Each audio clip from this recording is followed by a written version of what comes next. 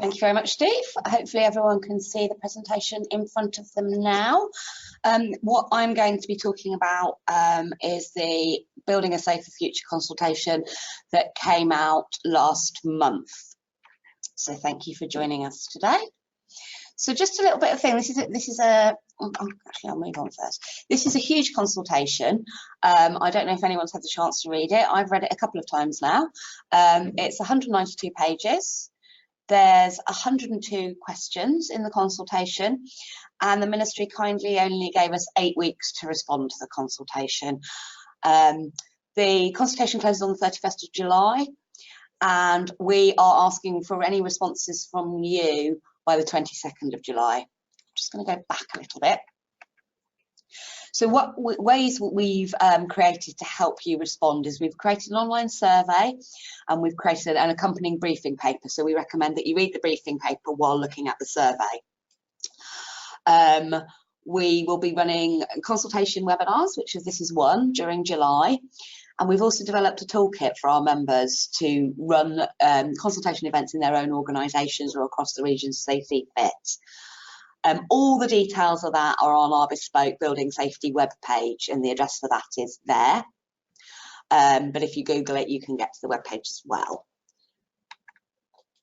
So what are we doing today? Well, today's webinar is a chance for you to have an input into this important consultation. It's also kind of an opportunity for you to just to hear the headlines from me about what the consultation's about. I will be asking questions in the webinar, but not for you necessarily to respond to, but for you to be thinking about when you're going to respond to us via our survey. So there will be a range of questions, but I'm not going to kind of expect you to just answer all of them. I talked about the 122 questions. A lot of what we've decided to do at CIH is focus on the proposals that relate to the duties in occupation. So we're not necessarily looking at the design, build, construction elements of the consultation, although we may touch on them in our own response to the consultation. We feel other bodies will be better placed to respond to that, like the Chartered Institute of Building and REBA, for example. So very much we've diluted the questions into 38 questions, and as I say, they largely focus on use and occupation. Our intention is maybe not to respond to the online MHCLG consultation as it is. We will probably be putting in our own response that sort of slightly sits outside that. What we think is really important is about understanding what you think about which proposals will or won't work in practice. I think one of the really important things for MHCLG to understand is any kind of scenarios. So for example, when they talk about the accountable person, how might that work in your organisation? How might it not work? One of the things that we do know is that the proposals in the consultation are going to cost money. They're going to cost money in terms of you doing remedial work, setting up to work in different ways. We're going to have a new regulator, which is going to cost money. So quite interested on your thoughts on the resource implications for you and your organisation. And anything you want more clarity on, certainly reading through the consultation a couple of times now, because I am really that sad. I think there's areas that are a bit woolly in there that I don't completely understand, and I'm sure you feel the same too. So anything you would want more clarity on. And do you think there's anything completely missing from the consultation that I think you might have expected to see in there? So that's kind of really how we wanted to play today and chat about today. So as I said, this is a consultation, you've probably all seen it. It picks up the 53 recommendations from Hackitt that were in the implementation plan, and in some cases it takes those recommendations further. So basically the objectives of this consultation and where we want to get to is mandate clearer responsibilities for those building or managing buildings, give tenants a stronger voice in the system and provide better information to them, have an oversight by a regulator. There isn't a specific regulator in this area at the moment, and increase enforcement when things go wrong. So a more legalising penalty system. So the next slides, we're going to look at specific areas in the consultation. The questions to think about, and not to necessarily answer today, but to go away and think about, are on the right hand side. And you'll find when you look at our online survey and our briefing paper that the questions on the right hand side match those. So I'm going to cover the scope of the new regulatory system, the duty holder accountability person. I've put accountable again for no apparent reason. So the building safety manager, the building safety certificate, the information for residents, this new thing which they're calling resident responsibility, the regulator, and some of the big picture stuff. So initially, Hackitt recommended that the new regulatory system should apply to buildings of 30 metres, so 10 stories and above. Interestingly, the government have gone further on this, and they propose to extend the scope of this to apply to all residential buildings over 18 metres and above. Now, this is interesting because we think it probably triples the amount of buildings in scope. So I know, for example, in Birmingham, it takes the amount of buildings in scope from about 2,000 to about over 200 to over 400. I think buildings in scope in the social housing sector probably go from about 4,000 to about 10,000. So just by increasing the scope, it increases the impact on your organisation. But I think what it'll do is increase the impact on the regulator as well. One of the things we're thinking about to government is aiming for 18 metres, but maybe starting with 30 and building up to 18 metres to sort of manage that. So again, interesting things for you to think about. Should it apply to 18 metres? How should that transition be managed? What do you think the impact might be in your organisation of the change to that scope? So we've got the duty holder accountable person.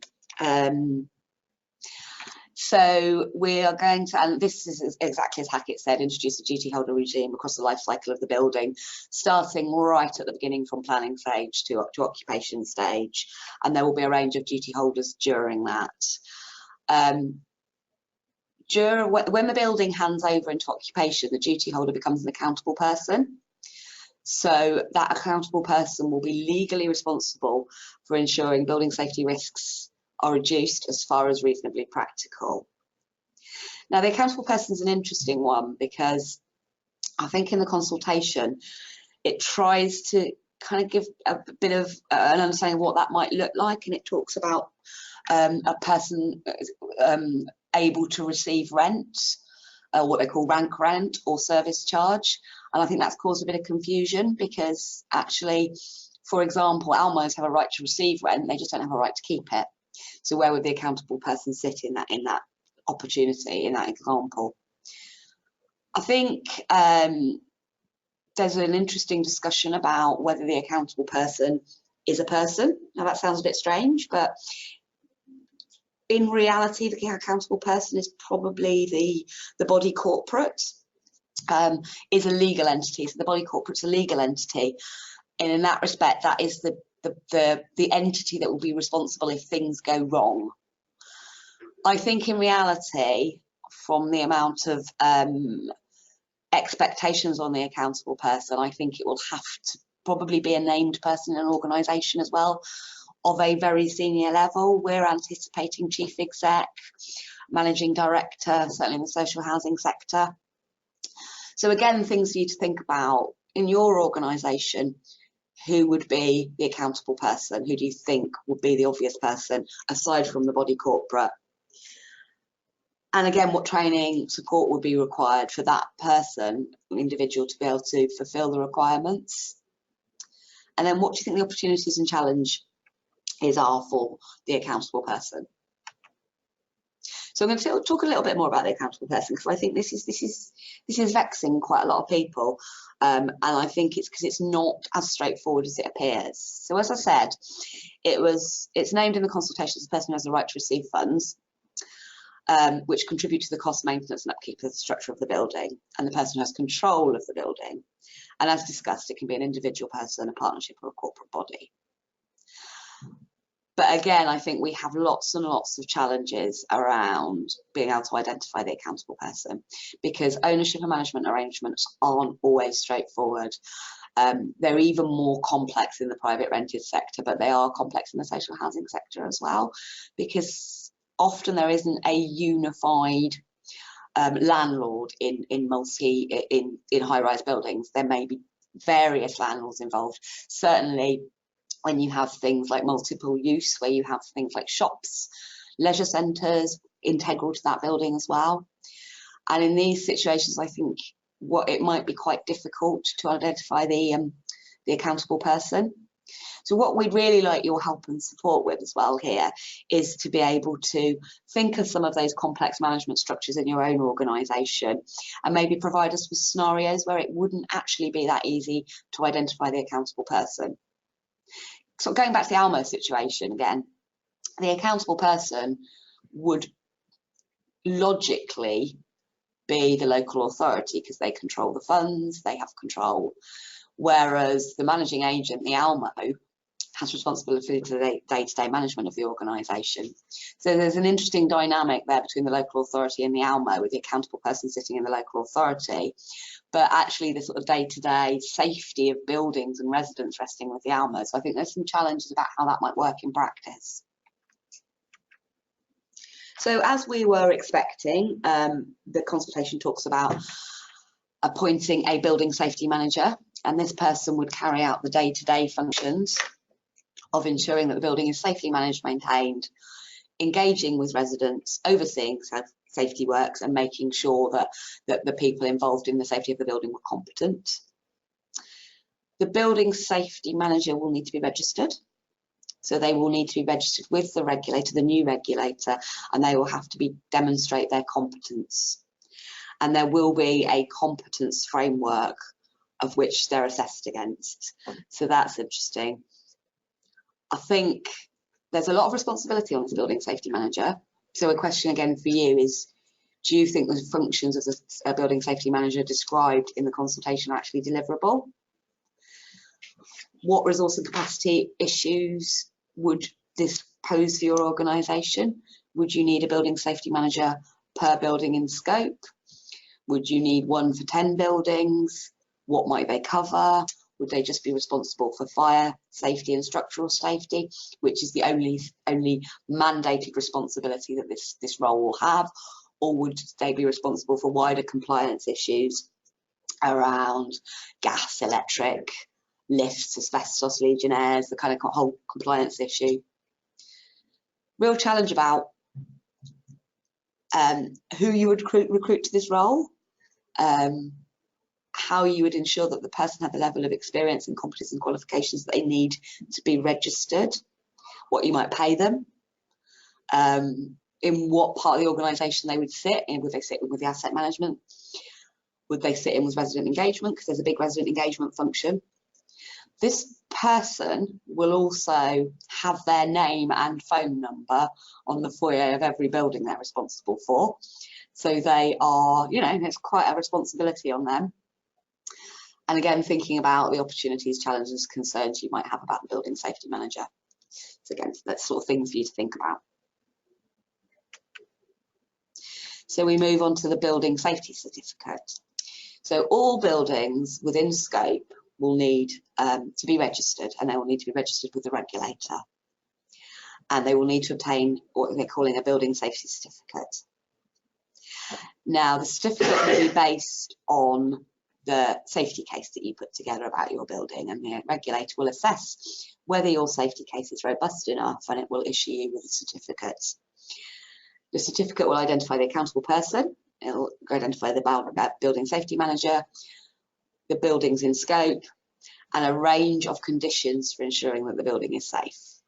So there will be mandatory conditions for each building, which will be prescribed.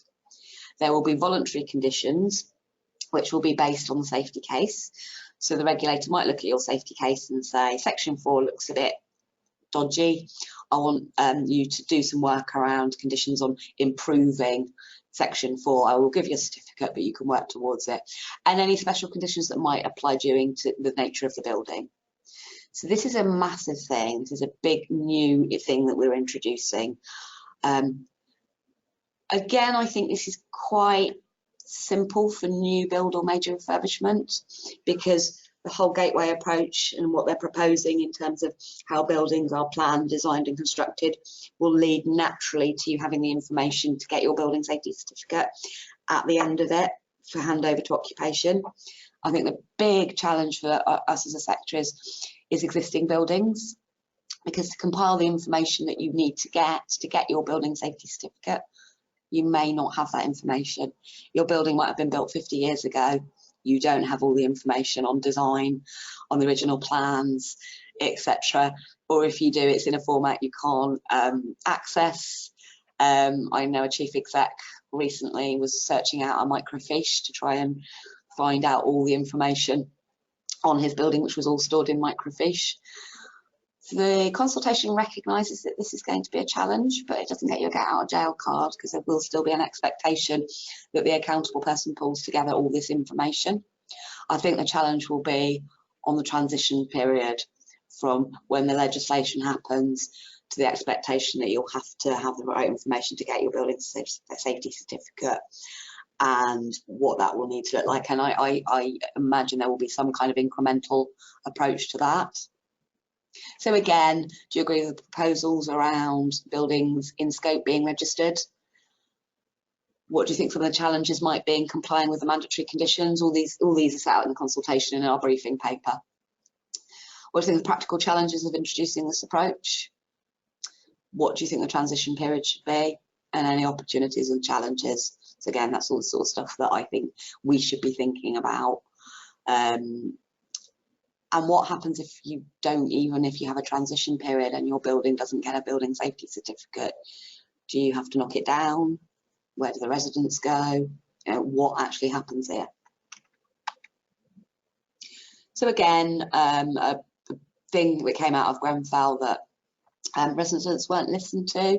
They didn't have the information they needed. They weren't listened to. They weren't aware whether the buildings were safe. They didn't have access to fire risk assessments.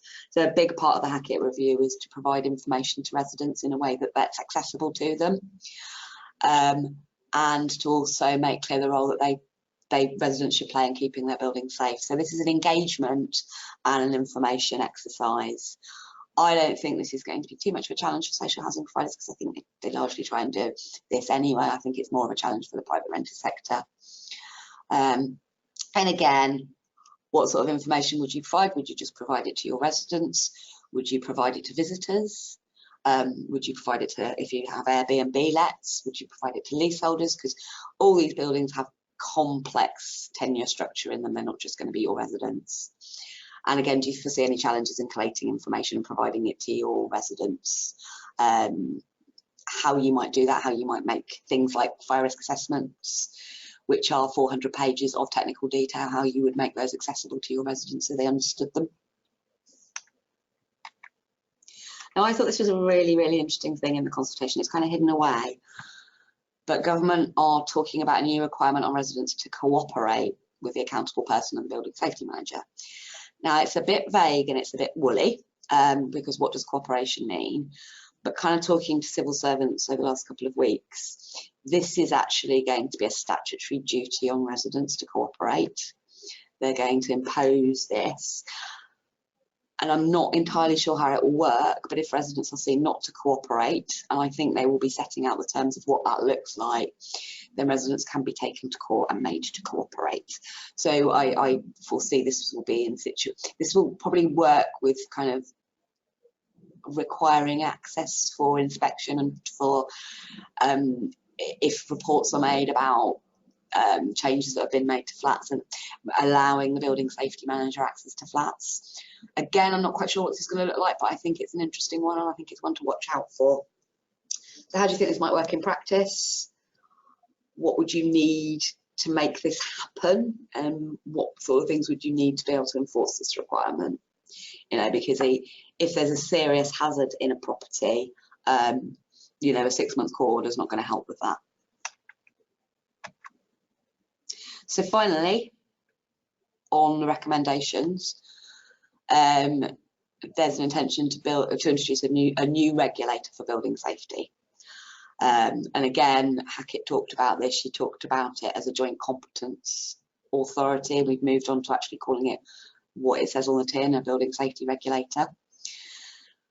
The regulator is going to have a huge remit, which starts from planning permission right through to management of buildings, so they will be involved in every stage.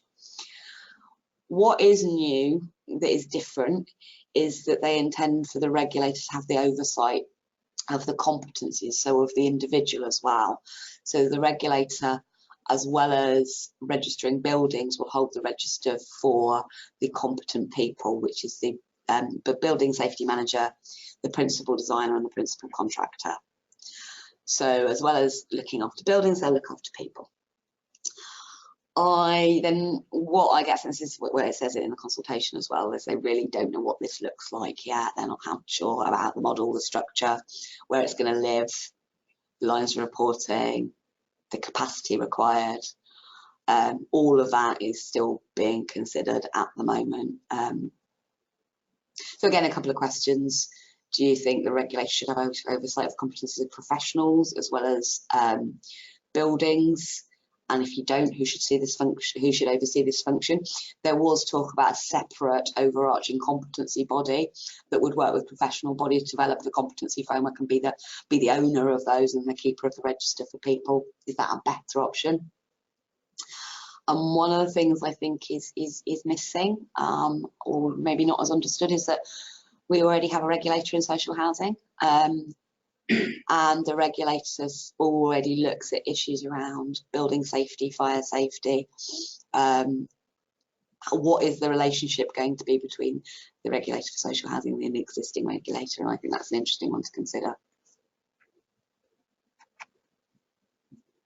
So here's some sort of bigger picture questions, taken as a whole, what challenges to the proposals do the proposals raise? And what I'm looking is really practical challenges. How might this work in your organisation? How are you going to resource it? How are you going to fund it? Where are you going to be diverting funding from to be able to do this?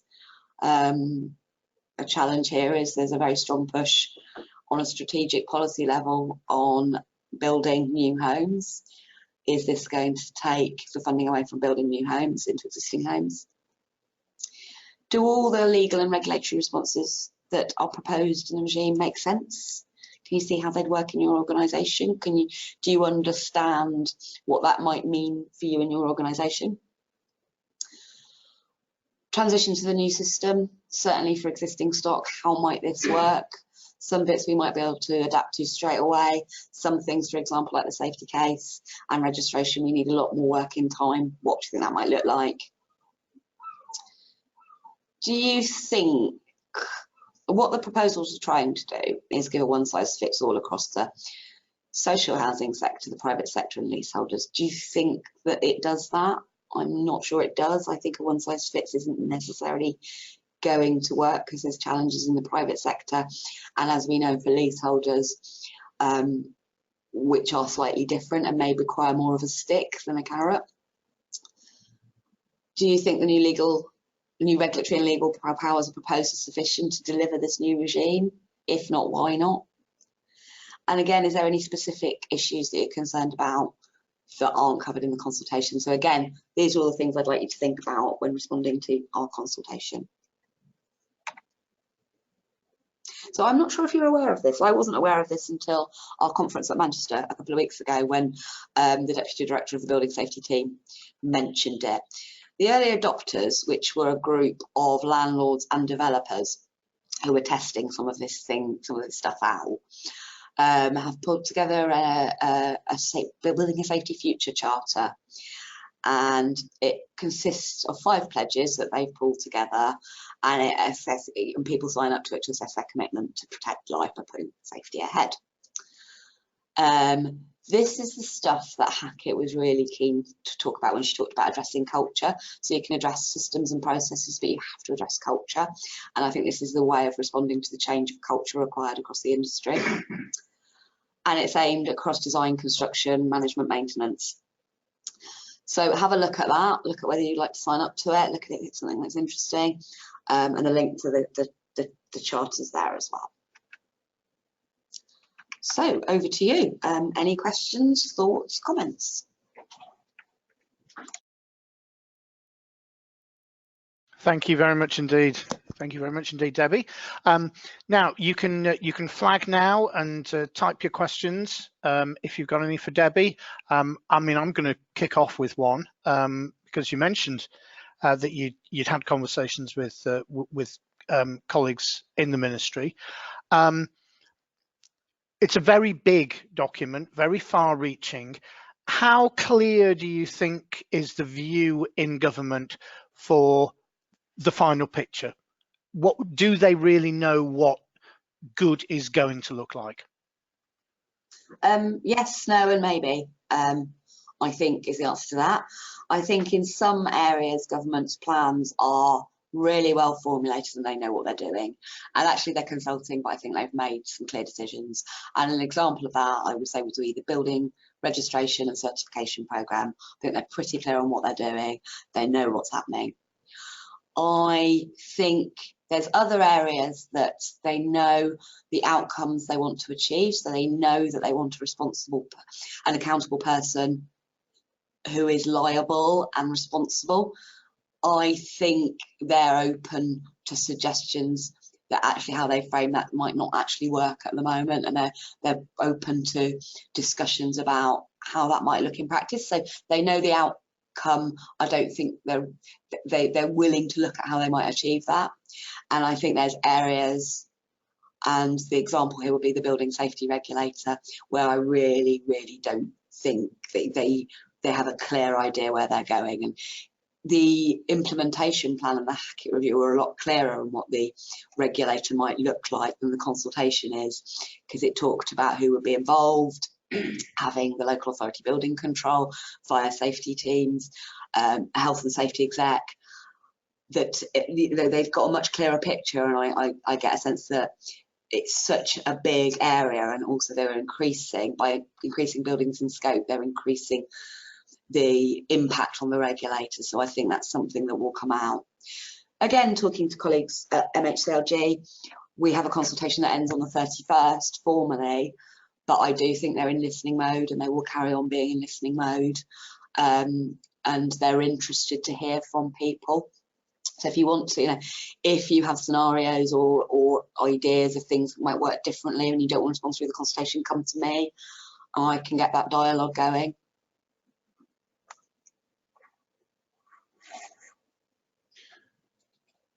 Thanks again, Debbie. We're not getting any questions, and I very much hope that's not because of the IT that we're using, but as it sometimes can be. Just one moment. I'm just going to have a no. We do have one. Debbie, do you think the aim of empowering tenants, giving them a voice, has been fully considered, or that their influence, the residents' influence, will ultimately be fairly limited?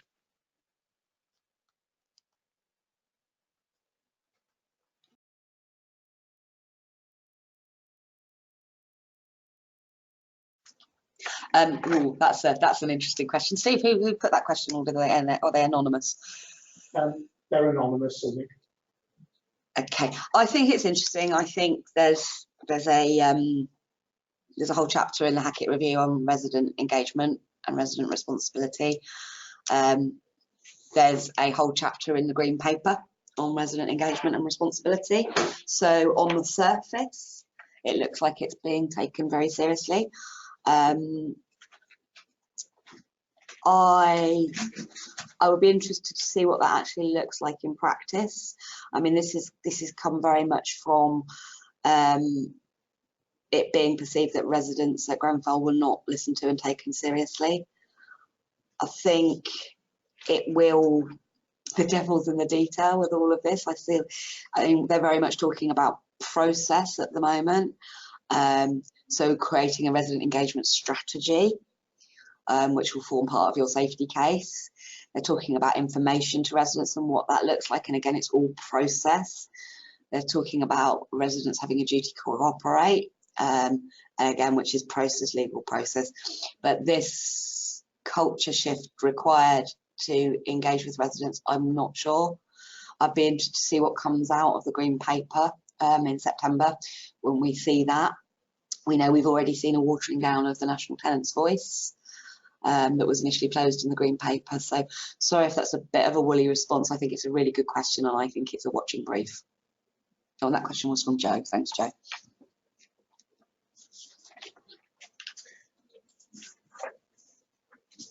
Yes, apologies to Joe there. Having joked about the IT, it turned out I was the one who couldn't use it after all. I'd like to continue the thought about tenants' voices a little bit here, and go back to something that Debbie mentioned about the different types of tenure, because as Debbie said, this covers the private rented section leaseholders as well, and so I'm going to chuck at Debbie what indications she's had from officials that ministers may be aware that this is a more complicated question than it might be if we were just addressing the social housing sector. Yeah, it's a good question, Steve. I think the consultation and the proposals have probably been designed with private sector landlords in mind. And when I say private sector landlords, I'm talking about your big institutional investors, building owners, people like the Shard, etc. These big corporate private sector, where the owners, it's an institutional investor, or the owners in Dubai, and some of the challenges about engaging with building safety. So I think initially a lot of this plays to that, which sometimes makes some of the proposals look a bit clunky for our sector, or we do this already for our sector. I don't think there was an appreciation of the complexity of ownership models in high-rise across the social housing sector. I think their assumption was that you would easily identify an accountable person because there would be unitary ownership in a block, and it would be really obvious that it was Nottingham City Council, for example, that owned that block. And I think they've been quite surprised by the complex nature of buildings and tenures and the amount of leaseholders in the social housing sector, because I don't think they quite appreciated that. Leaseholders are going to be a massive challenge around some of the access and responsibilities around duty to cooperate, because most leases will not contain that. So it's going to be really interesting. And if you're a building safety manager and you've been told that Mrs. Smith in number 43 is having barbecues on her balcony, and Mrs. Smith's a leaseholder, what do you do? So I think there's some challenges around that. I think, as I said, Steve, I think trying to get this kind of one-size-fits-all set of proposals across the sector is it makes it really difficult. I think as a social housing sector, we have been trying to get our voice heard, because I think there's lots of good practice examples in the social housing sector that they can hear from. So I think it's been a bit of an eye-opener.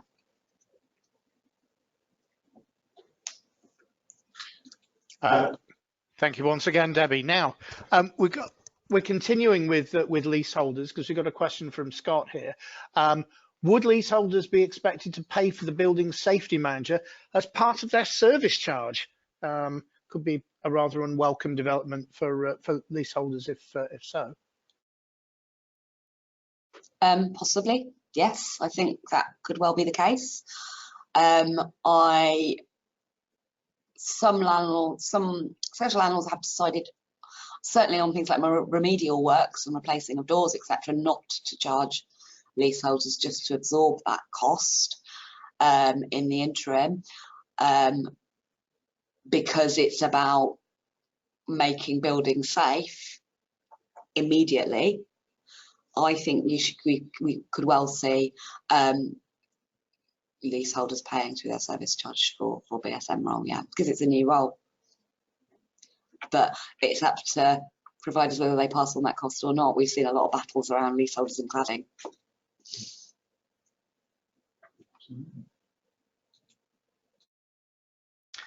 Thanks again, Debbie. Now I'm going to throw out a final call for questions, please, because we're coming into our final sort of 15 minutes. So if you'd like to, I'm going to do a practical question now for Debbie and for all of you. I mean, Debbie, what do you want people to do today, right now, in terms of what they send you, how they present their concerns, issues, ideas? Steve, we've got a slide on that. It's like we practiced it, wasn't it? We didn't. Let me just see if I can. Right, here we go. So if you want to run a workshop in your own organisation, we've created a toolkit for you, and the lovely Sarah Smith we contact Sarah and she can send that toolkit out to you. Quite a lot of organisations are using it. It's like a PowerPoint with like different with sort of questions on, etc., that you can run in your organisation. We reckon it takes a couple of hours. Quite a lot of organisations are just running with it and doing it themselves. If you run with it, it's up to you whether you want to just input your responses into our survey, or whether you want to collate it and send to us and we'll do with it what we want, whichever suits you, really. We just want you to talk to us, want you to run the workshop. If you don't want to run a workshop and you just want to tell me what you think, just email me. That's fine. I realise I haven't got my email on here, but that's not because I'm being evasive, it's just because I forgot. We've got an online survey. As I say, I think it's 38 questions. That's a SurveyMonkey question, but if you go through our building safety page, which is on the front of these slides, then you'll all of that's together along with our briefing paper. Please feel free to respond directly to the government consultation if you want to do that. Again, it's quite technical. One of my issues a little bit is that they're asking for a lot of detail when I'm not sure they've sorted the bigger principles out, and you need the principles before you can have the detail. So that's why some of the questions I'm not going to be directly responding to, and some that I will. Have a look at the Building Safety Charter. And another thing which I didn't mention earlier, not one consultation, we've got two. The Home Office has also published a call for evidence / consultation on the regulatory reform fire safety order. So that's the order at the moment that gives the duty on the responsible person for fire safety. So it makes sense that they are looking at that too. And the good news is that one's only 51 questions. So if you've got a spare day or so, please join that. So, but yeah, just run a workshop if you want to. Talk to me, complete our survey, just get your thoughts across to me. And what I'm really, really interested in scenarios of how things would work. This is such an important consultation. It's going to result in a seismic change in what we do. It is fundamental that we get it right. It is so important, and I really do think at the moment in certain things government are in listening mood, and we have an opportunity to input into this to make it work. But it's just so important